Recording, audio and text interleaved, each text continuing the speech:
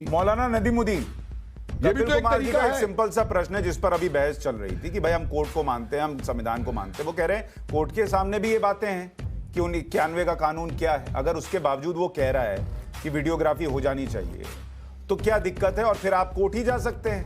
ये कहना कि भाई हम नहीं होने देंगे, हम ये नहीं होने देंगे, वो नहीं होने देंगे, तो फिर और मैसेज जाता है कि कुछ तो ऐसा है जिसको छुपाया जा रहा है। देखिए, बात आपकी बिल्कुल सही है। मैं कहता हूं कि वीडियोग्राफी होनी चाहिए, नहीं होनी चाहिए, कानून का फैसला है। अगर वीडियोग्राफी नहीं हुई तो कानून के मुताबिक सजा दे दो। अगर कानून पार्लियामेंट का सम्मान नहीं करती है अदालत, अगर ये अदालत का सम्मान नहीं करते तो अदालत को सजा दे देने दो। किसने आपको रोका है? किसने आपको मना किया है? और इमाम साहब कह रहे हैं कि 10-20 साल पर ज्ञान माफी मस्जिद रहेगी नहीं रहेगी, और 10 साल के बाद तुम रहोगे नहीं रहोगे, इसकी भी क्या गारंटी है? जब क्या होगा क्या नहीं होगा, देश सेंटिमेंट से नहीं चलता है, देश कानून से चलता है।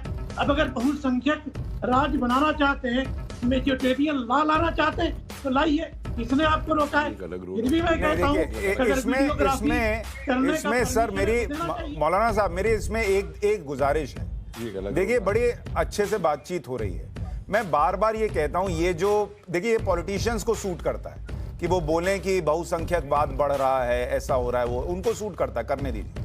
हम लोग ना करें तो अच्छा है, क्योंकि देखिए सर, इसी देश में बहुसंख्यकवाद अगर होता तो इतने साल सर बाबरी मस्जिद की लड़ाई और रामलला की लड़ाई नहीं चलती ना सर। और कोर्ट में ऐसी ऐसी बातें सुनना कि रामलला का अस्तित्व नहीं है, उसके बावजूद कोई हंगामा नहीं होना, ये सब नहीं होता ना सर। तो हम लोग कम से कम एक दूसरे के सेंटिमेंट का ध्यान रखें। नेता करते हैं वो चलता है, हम लोग क्यों इस बात पर आए कि बहुसंख्यकवाद फैल रहा है? कौन हिंदू आपको डरा रहा है सर, बताइए मुझे।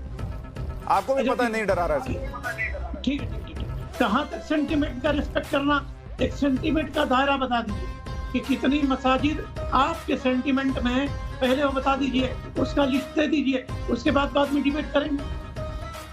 आप बताइए। कपिल जी इसका जवाब दे रहे हैं, बोल देना चाह रहे हैं, कपिल जी दीजिए। मौलाना साहब एक बात मुझे बताइए, ये जो सेंटिमेंट्स की बात आप लाते हैं ना, अगर हम वो लोग हैं जो चाहते हैं खाई पाटी जाए और एक होके रहे, अब मुझे एक बात, अरे यार फालतू मत बोल शायद, बांटने के लिए नहीं है मेरे आप फालतू, आप दूसरे को सुनने का मायदा रखें, आप दूसरे को सुनने का मायदा रखें जनाब, समझिए।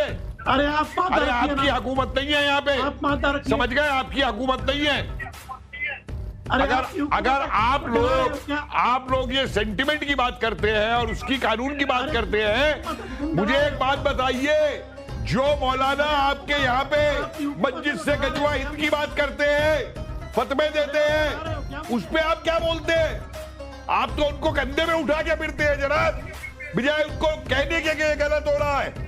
दिक्कत क्या है कि आप लोग ये नहीं समझ पाएंगे कि दुनिया के आप किसी भी कोने में चले जाए श्रीमान जी, आप हिंदुस्तानी मुसलमान कहलाएंगे, ना के मुसलमान हिंदुस्तान के। हिंदुस्तान आपके नाम से जुड़ा हुआ है। आप अरब भी जाएंगे ना तो आपको इंडियन मुस्लिम बोला जाएगा, लेकिन आप इंडिया को अपने ऊपर नहीं रख सकते, आप देश को ऊपर नहीं रख सकते, आप देश को ऊपर नहीं रख सकते, भारत का मुसलमान आप देश को ऊपर नहीं रख सकते।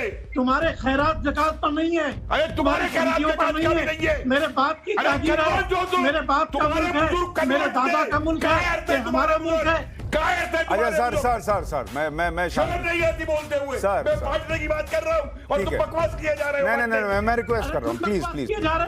तुम डराए जा रहे हो। अरे इसमें डर, अरे मुफ्ती साहब इसमें डरने जैसी कोई बात नहीं है। छुपा रखी है मंदिर पे। ये यहाँ स्टूडियो में बैठे हैं, आप अपने घर में बैठे, किस बात का डर रहे हैं? छोड़िए, रुकिए एक मिनट कपिल भाई, एक मिनट रुकिए। AK-47 छुपा रखी है वहाँ पे, जो वीडियोग्राफी का विरोध कर रहे हो। अरे रुकिए एक मिनट, मैं 2 वकीलों को ले आता हूँ, रिजवान भाई और शाहिद भाई, दोनों इस पर जवाब दे देंगे।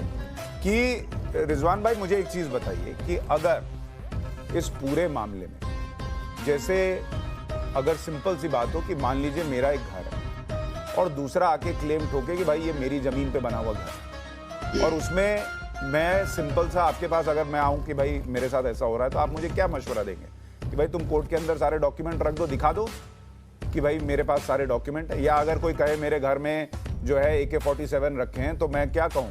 तो आप कहेंगे घर की तलाशी करवा दो, क्या दिक्कत है, देख लेने दो, कुछ नहीं मिलेगा। तो अगर एक पक्ष ये कह रहा है कि भाई ये मंदिर था, मस्जिद नहीं था। और जब आप इसको बोलते हैं कि नहीं हम तो वीडियोग्राफी नहीं होने देंगे, और वो देखता है कि देश भर की बाकी मस्जिदों में तो वीडियोग्राफी भी हो सकती है, लोग भी जा भी सकते हैं, सब कुछ होता है, तो उसके मन में और संशय पैदा होगा या नहीं होगा? और इसका सरल रास्ता क्या है फिर? सरल रास्ता इसका ये है कि एक बार जब लोअर कोर्ट ने इसका सर्वे अनाउंस किया तो मुस्लिम पार्टी हाई कोर्ट गई, हाई कोर्ट ने उसको स्टे कर दिया, वहां पर अब हियरिंग शुरू हो गई है। अब ये लोअर कोर्ट ने फिर से कमिश्नरी अपॉइंट की है। कमिश्नरी का मतलब होता है कोर्ट एक वकील को अपॉइंट करता है कि आप पूरी टीम के साथ जाएंगे और आप ये वीडियोग्राफी करके लाएंगे।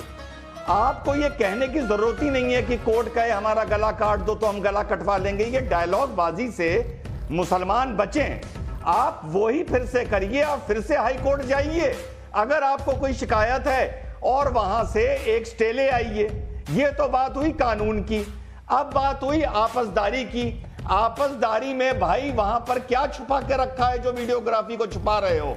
और दूसरी बात सुशांत भाई, इससे हट के कर रहा हूं, मुसलमान कौम को एक चीज चाहिए कि एक मंच बनाए और सुप्रीम कोर्ट से कहे कि जितनी भी डिस्प्यूटेड मस्जिदें हैं सबका सर्वे करवाओ जहां जहां डाउट है, और संतुष्ट हो जाओ कि इसके नीचे या ये मंदिर तोड़ के नहीं बनाई गई है, और अगर बनाई गई है तो हमें ऐसी मस्जिद नहीं चाहिए। ये होता है सेंटिमेंट। जो अभी एक आदमी बोल रहे थे कि साहब सेंटिमेंट से क्या होता है, अरे ये करके देखो, हिंदू का दिल जीत के देखो और फिर देखो हिंदू तुम्हें कैसे गले लगाता है। ज्यादा कोर्ट कचहरी करोगे ना तो औंधे मुंह पड़े नजर आओगे, औंधे मुंह। जैसे राम मंदिर में आए हो, जैसे ट्रिपल तलाक में आए हो, जैसे 370 में आए हो, जैसे हिजाब में आए हो, जैसे 370 में आए हो।